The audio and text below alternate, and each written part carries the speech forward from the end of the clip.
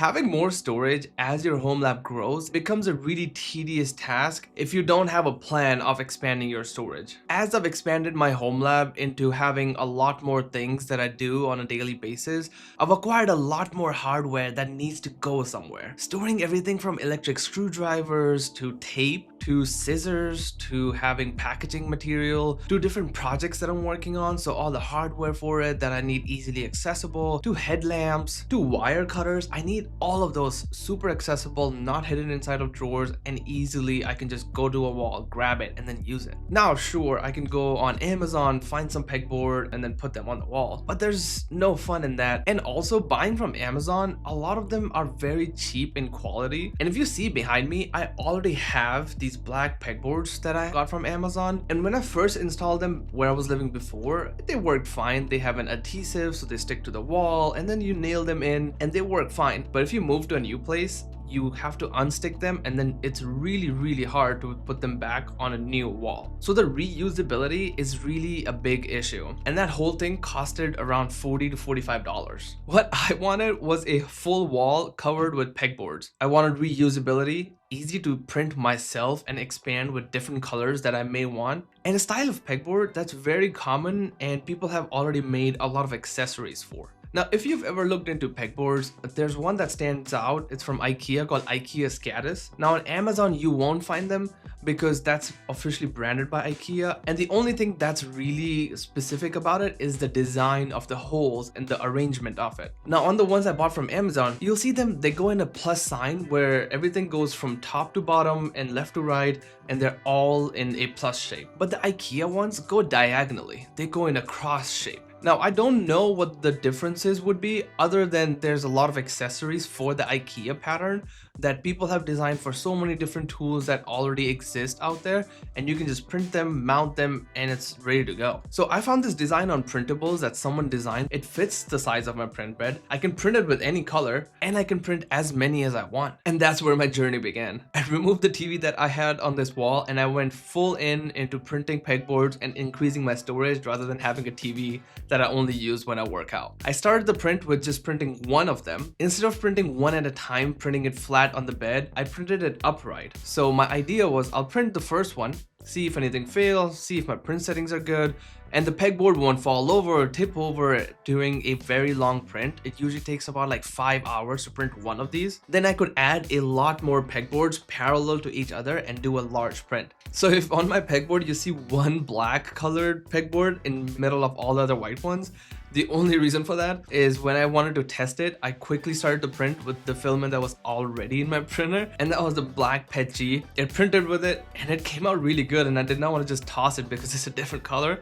So I just kept that as an aesthetic and printed with the white filament that I really wanted with the theme of my whole office. So once the first one printed really well, I went ahead and I added 5, and the final, I believe the output was about 800-900 grams of filament that one print would use, and it would take about 24-ish hours to print all of them. So one spool of filament to print 6 at a time. And a spool of filament for PETG usually costs around $12-15, so that's about $2.50 per pegboard, which is not terrible considering these are reusable. I can print it in any color and I can expand it as much as I want. Now there is electricity cost and the use of my printer, but I kind of don't count them in here. I already have the printer and I'm already gonna print other stuff. So once the painful 24 hours of print plus another 24 hours to get a lot of pegboards ready for me to mount, it was finally time for me to put them on the wall. Now to put them on the wall, all you gotta do is just screw them in. So I found these screws that fit perfectly with this design, and these are the 8x1-3x8.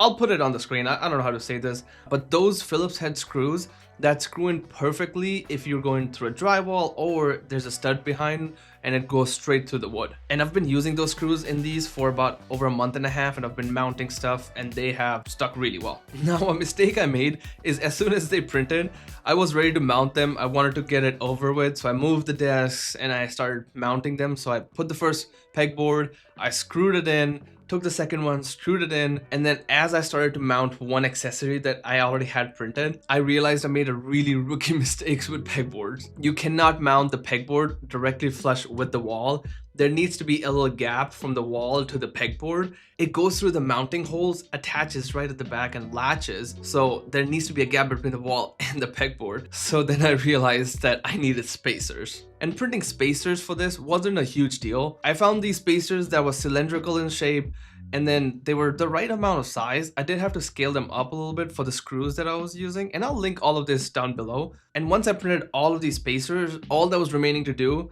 was put these pegboards up, put the spacers right behind them, and then screw them right through. And this whole process of printing and mounting them wasn't as hard as I initially imagined it would be, but there was one problem though, and I will talk about that later in the video. Okay, once I had everything mounted, the only thing that remains is finding your accessories. You print them for this specific pegboard, and then you're done. And a great thing is that for this pegboard specifically, you can just search IKEA Skådis pegboard mounts, and you can find these mount only things that you can put with your 3D design. So you don't have to find these legs that go attached at the back of the pegboard. You don't have to find what the dimensions are. You can literally take the design, put it on your 3D design, and then you can just print it and then mount it on the pegboard.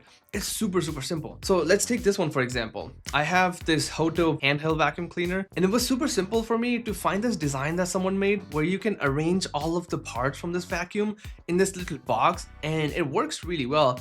But then it did not have the legs for it to attach to the pegboard. And all I did was print the legs separately, print the box, and then I epoxied them together. And then once the epoxy dries, I just mount them. Many things that you see behind me are all printed separately from the legs and then just epoxied at the end. And the reason you don't want to add the legs for attaching it to the pegboard to your actual design, instead printing them separately and then gluing them together, is for some things like this drawer that I have. It needed to print specifically so that the back, which goes to the pegboard, flat down on the print bed of the 3D printer so that it prints it correctly without any supports, without any of those issues. But if I put the pegboard legs on the back of it, it would be at an angle of like 45-ish degrees, and then it would add a lot of supports, add more time to the print, more filament, and then the back would not be flush and clean. Rather, if I just printed those separately, it would print much faster, much less filament, and then I can just epoxy them together and they work really good. A lot of trays that I have where I put a bunch of boxes stacked on top of each other,